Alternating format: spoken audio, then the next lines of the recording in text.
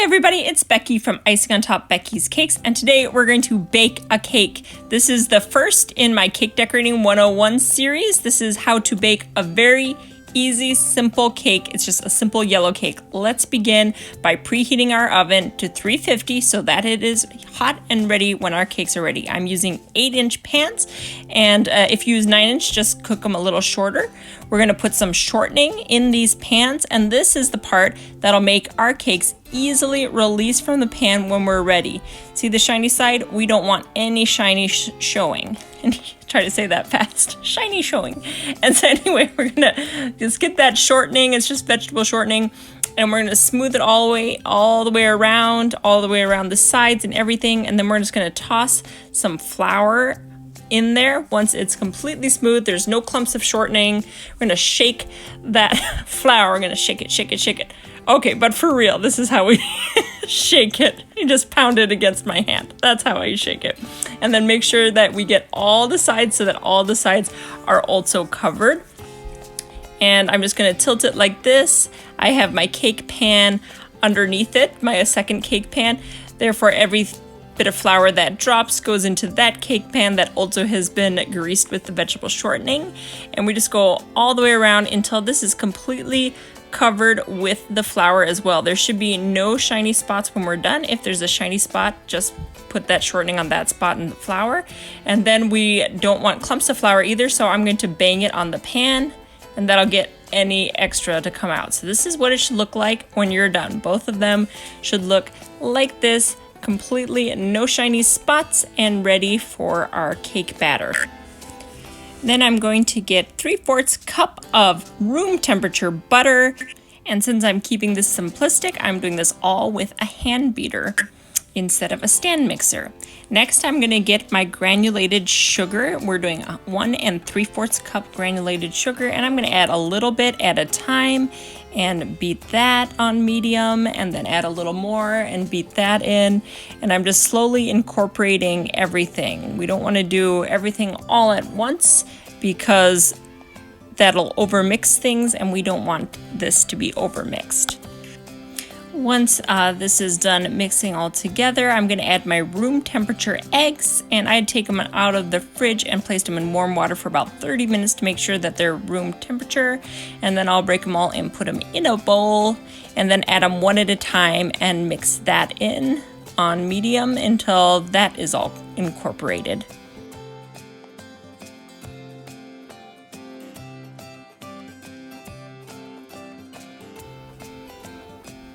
So again, we're just making a very simple yellow cake, or vanilla cake as it's called.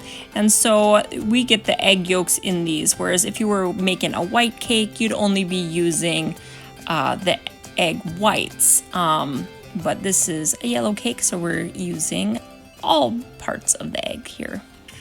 Then we're going to set that aside and start our dry ingredients. That's 2½ cups flour, and we'll add 1/2 teaspoon salt into that and 2½ teaspoons baking powder. And make sure it says baking powder and not baking soda. I've made that mistake before. And make sure we sift it so that there are no lumps of baking powder, because that would be nasty to bite into. So we always sift the baking powder.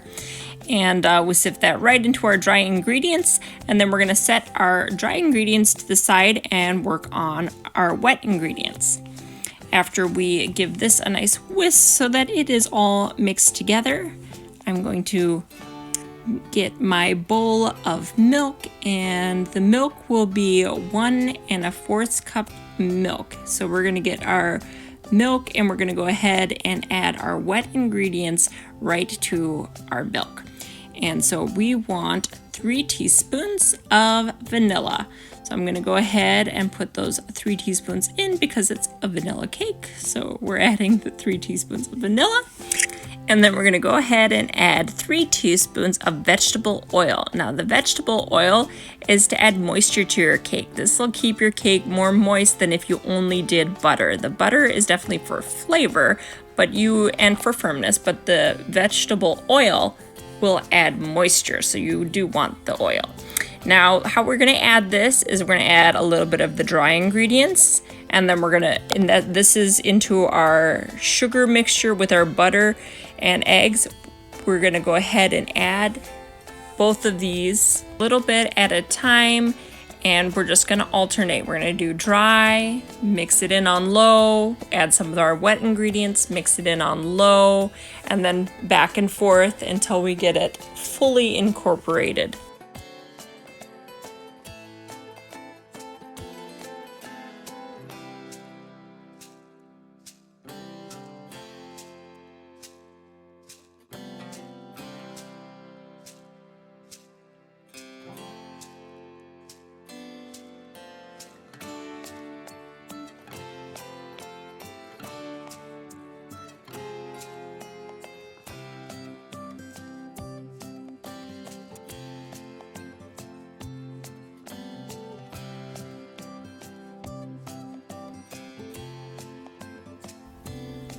And this process is really just to prevent over mixing. If you over mix it, it doesn't rise right, and you'll definitely notice the difference in your cake if you do it this method, whereas if you just throw it all in and mix it together.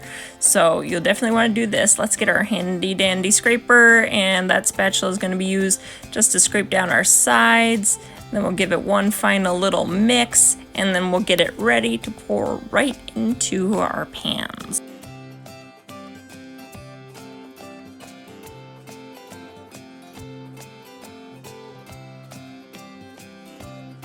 Now I'm going to divide this batter between my two 8-inch pans. Normally when I pour batter, I just kind of eyeball it and make sure that it's a little less than half full is how I go. But if I have a recipe like this, I just make sure I divide it evenly between the two pans and then use my spatula to kind of even it out. And then I want to pound it against the counter a few good times. That gets those larger air bubbles to come to the top and pop. See this one right here, you can kind of see it. That's a large air bubble, and if you just bang it like this, see, it pops. Here's another one over here on the other end, and it popped. So that's how you get rid of the large air bubbles, and we want to make sure that our oven rack is in the middle of the oven, and then we can go ahead and place both in at the same time, right on that middle oven rack. And then set the timer for 30 minutes and then check it after 30 minutes. And I put a toothpick in so that I can show you. I can tell right now they're not quite done. See, there's a little bit of wetness on the toothpick. That's how you know for sure they're not done. So I gave 3 more minutes, and now when I took them out, you can look around the edges. See how they start to come slightly away from the edge of the side of the pans. That is one indicator that's done. Another is if you touch it and it springs back up like that. And then, of course, my main tool is always the toothpick. If it comes away clean and not wet, then you know they are done. So I'm going to let them sit there for 10 minutes, and then I'm going to flip them onto my wire rack so I can pick it up because they've sat there for 10 minutes. So make sure you use your oven mitts otherwise. And see how easily they just come right out. That's because of that shortening and flour that we'd put in. They just pop right out. Never have a problem when I use this method. And so what I'm going to do is while they are still hot, I'm going to level them and then wrap them in saran wrap and put them in my freezer. So if I put them in the freezer for about 30 minutes, then they'll be ready to decorate right away. If I want them in overnight or something, then I'll put them in the refrigerator 30 minutes before I start decorating. This is a level. See here, both sides, I got to make sure they're on the same notch. And so this level will help me get completely and totally straight when I level my cake. And I like to have completely level cakes when I decorate. So I go all the way around and I kind of check to make sure that I won't, that all the level will get straight through it. So I don't want it to be lopsided. So that's why I check to make sure every side of the cake is at where I can cut under the level. So I'm using a serrated knife here, and that's really just to get it going. For the level can kind of glide through most of the cake, but that crusty edge around the sides, it's got a little more crust on it because of the butter, so I want to make sure that I use my serrated knife so I'm not yanking any pieces off, and then that'll not have my cake as nice and level, and I want it to be as level as possible. So I just use that as a guide to just work my serrated knife through, and that'll get me a completely level cake. So that will be one of the battles when you're cake decorating, is to have a nice level cake, and this is one way to fight that battle and win. So here we go, completely level cake. It's nice and warm. You'll see when I pull the top of this off. And you might ask what I do with the pieces that I take off to level. Well, my family enjoys those, or you can make cake pops with it by putting it in your blender with a little bit of buttercream and then rolling them into balls. But yeah, I will set that aside. My nice hot cake, we're gonna lock in that moisture by wrapping that saran wrap while it is still nice and warm, and then stick it in the freezer. So that is one way to keep your cake nice and moist. You can let it cool all the way on the counter and then just decorate from there if you want, but I find that this really locks in that moisture, and who doesn't want moist cake? So we're just gonna do that, and I'm gonna actually decorate in 30 minutes. So these are only going in for 30 minutes. I'm not gonna do it overnight with these ones. So we are gonna pop that one and then grab my other one and put those in the freezer. And the next tutorial I'll be doing is how to frost a cake and how to get it smooth and all the tools that I use for that. So that is going to be number 2 in the Cake Decorating 101 series. So please join me for that one.